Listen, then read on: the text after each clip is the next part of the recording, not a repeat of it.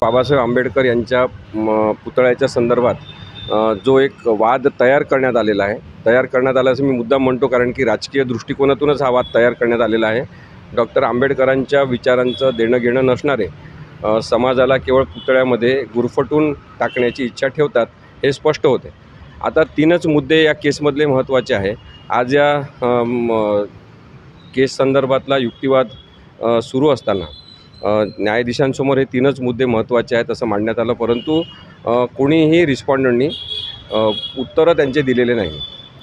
केवळ Jaysingpur municipal council म्हणजे नगर परिषदतर्फे एक रिप्लाय देण्यात आला आणि त्या रिप्लायमध्ये असं लिहिलेलं आहे की हा तात्पुरत्या स्वरूपाचा केवळ इंटरिम ॲप्लिकेशनवरचा रिप्लाय आहे, परंतु त्यांना आणखी डिटेल रिप्लाय द्यायचा आहे का अशी आम्ही विचारणा केली। त्यांनी सांगितलं आम्हाला कोणता रिप्लाय द्यायचा नाही आहे। दुसरा महत्त्वाचा मुद्दा याच्यामध्ये आहे की बाबासाहेब आंबेडकरांचा पुतळा हा सिलेक्ट करताना, पुतळ्याची जागा निवडताना GR नुसार ड्यू प्रोसेस झालेली आहे का, योग्य प्रक्रियेतून निर्णय घेण्यात आलेला आहे का, लोकसहभागातून घेण्यात आला आहे का, हा एक मुद्दा। दुसरा मुद्दा आहे की ज्या ठिकाणी पुतळा बसवण्याची इच्छा तिथले आमदार जे आहेत त्यांची आहे, तिथे पुतळा बसवणं संयुक्तिक आहे का, पब्लिक युटिलिटी प्लेसवर कोणत्याही प्रकारचा पुतळा बसू नये असं सर्वोच्च न्यायालयाचा निर्णय आहे। मग जयसिंग उद्यानाच्या जागेवर उद्यानाची जागा उद्ध्वस्त करून तिथे पुतळा उभा करणं हे योग्य आहे का, हा एक मुद्दा आहे। आणि मी जसं आधीपासून सांगतो आहे की बाबासाहेब आंबेडकरांच्या पुतळ्याला विरोध नाही, तर लोकेशनला विरोध असणारी याचिका आहे की या ठिकाणी करू नका, दुसऱ्या ठिकाणी करा।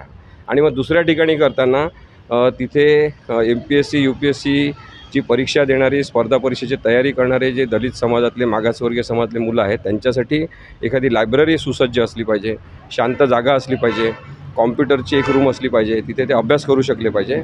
तर समाजाच्या उन्नतीसाठीचे सगळे उपक्रम आणि त्याच्यासोबत प्रेरणास्त्रोत म्हणून डॉक्टर आंबेडकरांचा पुतळा एवढाच विषय आहे, पण राजकीय लोकांनी केवळ पुतळा हा विषय महत्त्वाचा केलेला आहे। आणि हे षडयंत्र जोपर्यंत समाजातले लोक ओळखणार नाही तोपर्यंत त्यांना राजकारण याच्यातलं कळणार नाही अशी माझी स्पष्ट भूमिका आहे।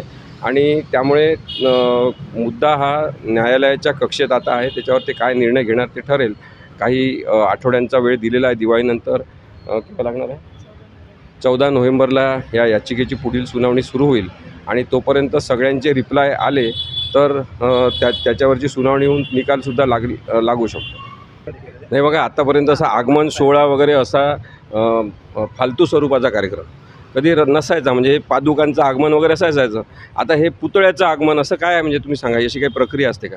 पण जातीमध्ये, समाजामध्ये ज्या व्यक्तीची प्रतिष्ठा आहे, मनामध्ये स्थान आहे, त्या डॉक्टर बाबासाहेब आंबेडकरांच्या त्या सगळ्या प्रतिष्ठेचं राजकारण करायचं यासाठी जर कोणी काम करत असेल तर ते करू शकतात, कारण की ते त्यांच्या हातात सत्ता आहे, ते आमदार आहेत, त्यांचा जो पैसा आहे, त्यांच्याजवळ काही लोकंसुद्धा त्यांनी जमा केलेले आहेत। म्हणून प्रश्न हा पुतळ्याचा नाही, केवळ प्रश्न हा विचारधारेचा आहे।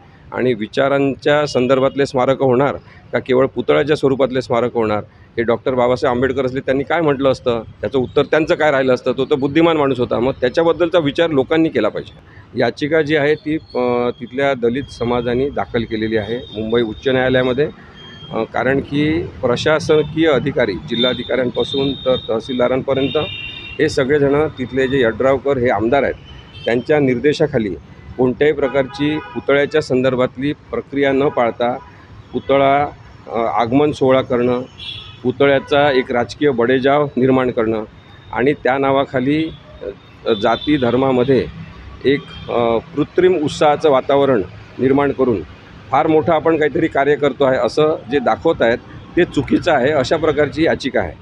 आता याच्यामध्ये आपण हे म्हटलेलं आहे की डॉक्टर बाबासाहेब आंबेडकर महान का होते, तर त्यांनी माणसं उभे केले, समाजातले सगळ्यांना जगण्यासाठीची प्रेरणा दिली आणि संविधान करताना कोणताही भेदभाव आणि विषमता न ठेवता सगळ्यांसाठी संविधान तयार